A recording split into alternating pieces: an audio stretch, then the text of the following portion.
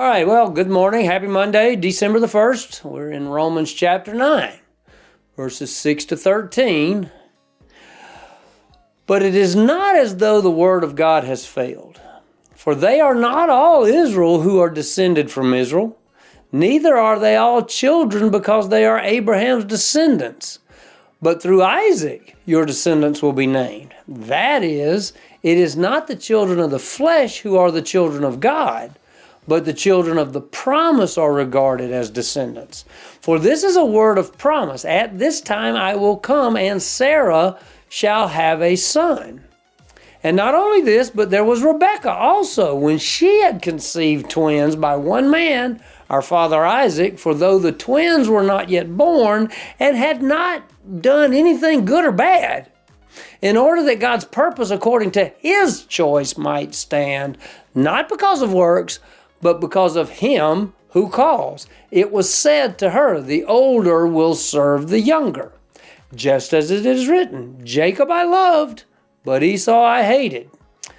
All right, so we're still in Romans, faith to faith, beginning to ending faith, growing faith. God did what he said he'd do. I titled the message this week, God did what he said.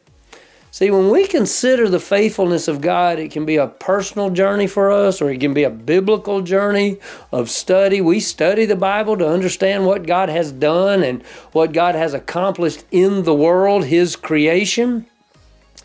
We find everything that God has deemed important or a priority for us to know. Some of the things that we learn are very straightforward, like trust in the Lord. That comes from Proverbs 3, verse 5.